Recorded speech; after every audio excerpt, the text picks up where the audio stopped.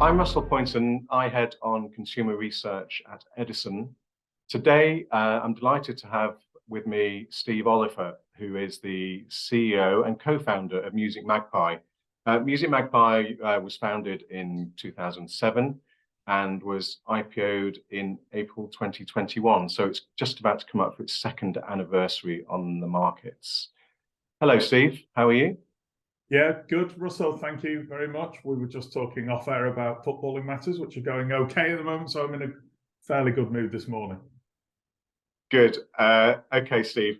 If we just start off, the circular economy is at the core of what musicMagpie stands for. So would you talk through what the circular economy is and how musicMagpie's offer benefits both consumers and the environment?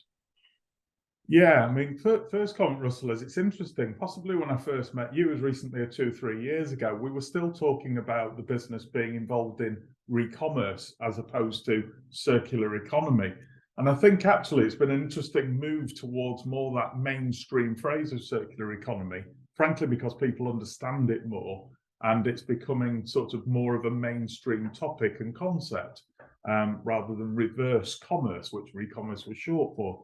But absolutely, as you say, I mean, you can see on the logo behind me, Magpie is very much recycling at the heart of it, which we do very much believe is smart for you as a consumer and smart for the planet. And I think both of those things are now really important to people. People, if the pandemic did one thing during, with people's attitudes towards life, it was that, be kind to each other and your community and indeed the planet. So a service like musicMagpie, which fundamentally gives cash for your old product, whether that be media or legacy categories or indeed consumer tech, in a fast, convenient, trusted way, but then allows consumers to save money in buying refurbished technology and media products and now renting them, is smart for them and smart for the planet. And they understand both of those benefits. Okay. And there are three broad pillars to how you expect to drive the company's growth under the rather catchy strapline of buy more, sell more, and rent more. First of all, let's look at buy more. That's all about enhancing your sources of supply. So would you talk about where you've come from, the more recent initiatives you've undertaken to enhance the supply, and the benefits that are coming through to the company? Yeah, sure. I mean, you're right that I guess a lesson from the IPO was to try and decant and simplify our story into those three pillars. Buy more, because if we don't buy more, we can't sell more and rent more with that circular economy.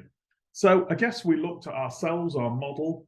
We've become, the most trusted circular economy business for consumer tech and media over the many years of our existence. Now we've got over 250,000 Trustpilot ratings. We've got 7 million registered users. But actually, we thought more about that and, in a sense, how we could disrupt ourselves and make it even easier for this to become a mainstream activity than, I guess it was still a little bit of a barrier. We called ourselves the lazy man's eBay, in that we always provided this fixed price, free logistics, came and got it from you, paid people when it arrived with us. But how could we make that even easier and get over that moment of kind of crossing your fingers, I've posted it off, are they going to pay me? Are they going to chip me? Is it going to arrive with them okay? So the buy more sort of next iteration and evolving the offer was to look at these smart drop kiosks. And we've rolled those out now across best part of 300 Asdas. So they're sitting in the foyer of an Asda as a smart drop kiosk, where you can literally sell your old phone, pay for your shopping in store that day. You can do it in 2 or 3 minutes in raising that instant cash, if you like. So, and actually what's really interesting as we've rolled them out is people have done just that. It is new people who are now selling to us. You've heard me say before, Russell, that our biggest competitor is apathy. People do nothing. They leave them in a drawer. There are £16 billion worth of consumer tech products lying in people's drawers at home, 11 devices on average. Our challenge is to get people to do something smart for them, raise some cash, and smart for the planet. And we do think that these, kiosks make it even easier to do that. More trusted, more convenient, and people are selling higher priced devices to us because of that added trust equation and the instant cash that they get through the smart drop kiosk. So a real positive disruption to our own model. Great. And following on from that, the second piece is obviously sell more. So could you just talk about how initiatives to sell more have actually progressed since you IPO'd? Yeah, I guess, we grew up on Amazon and eBay. We scaled our business, mainly on the media side, actually, historically, by reselling on Amazon and eBay. And it's a slightly surreal but accurate statement to say we're the biggest seller in the world, in the history, globally, on Amazon and eBay. Nobody's got more positive ratings. However, we felt an important pivot a number of years ago was to try and more take control of that sell channel, as well as us buying from consumers to sell directly back to them. However, we do still have that important platform mix. And I guess, what we have become slightly more platform agnostic again in saying, well, if customers want to buy from us off back market, which is a French marketplace that has spent a lot of money educating people on the value of the environmental benefit and the value benefit of buying refurbished tech, well, we should be there positioning ourselves, allowing customers to buy from us on back market as a partner of theirs. And we have, and we've become an important selling partner on back market. Similarly, recently we announced in the US, we're now selling all our media products and starting to roll out our tech product on Walmart's marketplace. So I guess it's those two strands really. Our own direct sales channel of the Magpie store and the Declutter store in the US will always be the prominent one, the most important one, where we choose to sell our product first and foremost, but we make our product available on the platforms as well. And in tech, it's about 70-30, 75-25, something like that between direct and indirect. But it's really just making all those sales channels, because our technology allows us to sell simultaneously across all those channels. So making it accessible, continuing to sell through that product. There's actually selling this product and now renting it is obviously those are the two pillars to the buy more.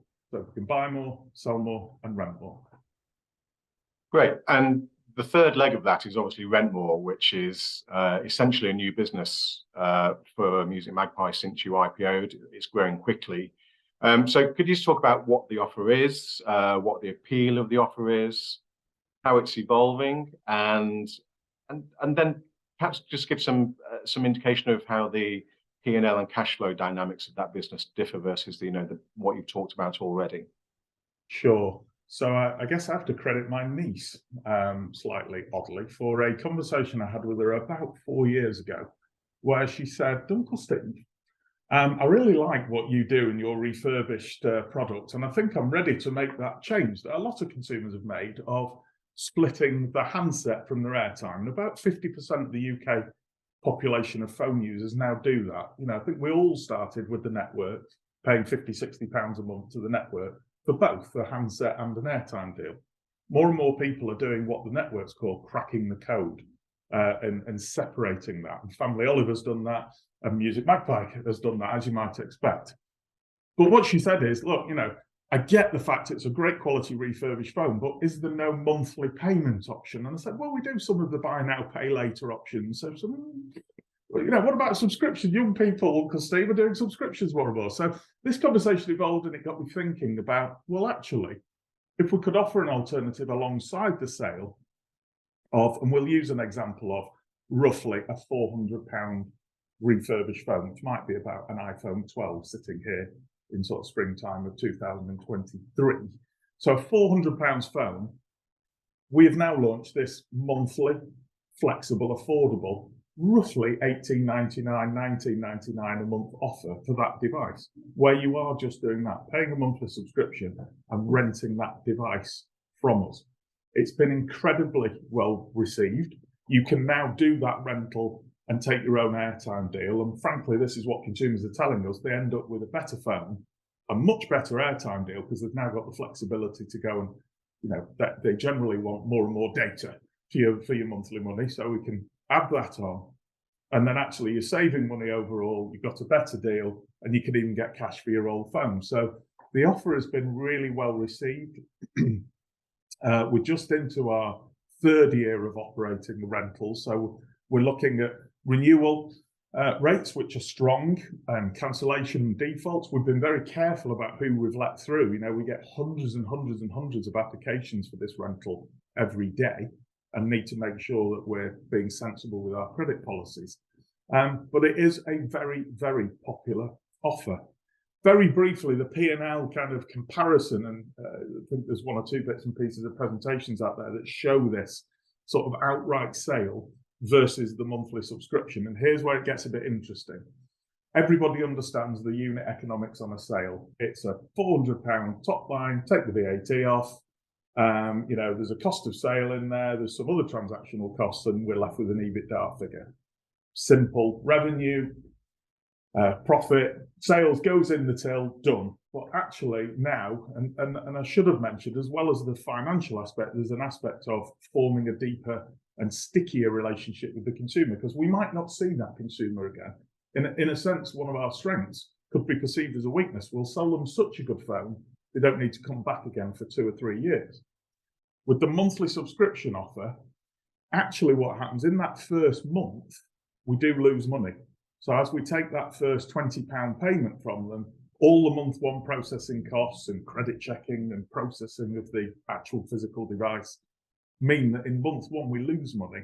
But actually what we're doing here is building a real high quality recurring revenue and EBITDA line. And there's break-even equations on each of those. You know, with EBITDA, we break even after about 7 or 8 months. PBT follows after that. Revenue is typically 2 years, depending on the age of the device. So actually, it is balancing the short-term performance of the business, because people who are coming on site to rent from us now, half of them say they would have bought from us, but they end up renting from us.